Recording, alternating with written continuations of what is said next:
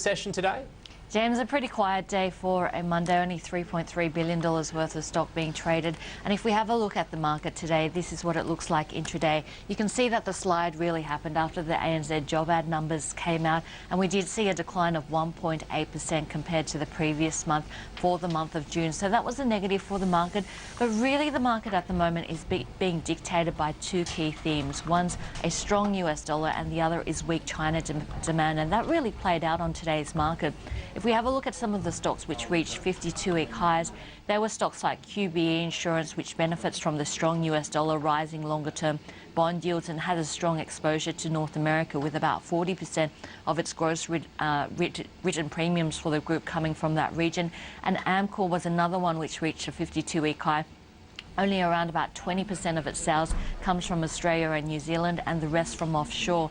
Of course, the flip side is the weaker China demand story, coupled with that strong US dollar, is bad news for commodity prices. And if we have a look at some of the stocks which made 52-week lows today, they're stocks like Codeco, Griffin, Indophil, as well as Resolute Mining. These are stocks which are exposed to copper, gold, as well as base metals. So the resource sector certainly doing it tough.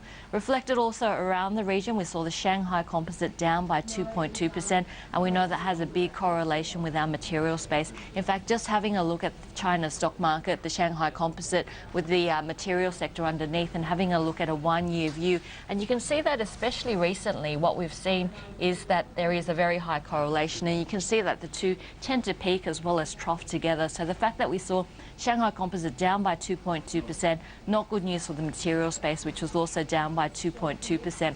Interestingly, the quantitative easing tapering still a key driver of investors, and today we saw some statistics coming out of Japan, and it does look like Japanese investors sold out of a record foreign amount of debt in the month of June, $29 billion worth. So it does look like the expectations around quantitative easing, tapering, and is really dictating a lot of investors' portfolios globally, and we're still seeing that played out. So all in all, a pretty quiet day, but I think the two key themes in the market today was that strong US dollar and the weak China demand story. And today, hard for those people who've ridden it all the way down to finally decide, oh, maybe I'll sell out at this point, because it's just been on a highway to hell.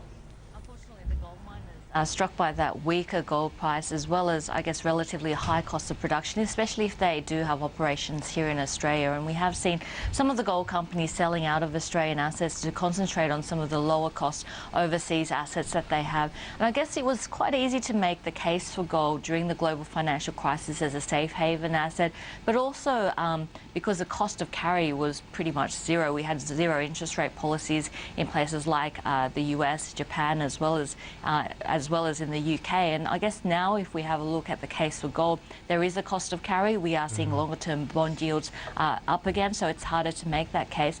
And also the quantitative easing that we've seen coming out of the US has been a major driver of gold, and that's been a multi-year theme. So as we talk about tapering off of quantitative easing and potentially the end of quantitative easing in 2014, well, really that long-term uptrend that we've seen in gold is starting to also taper off with that talk.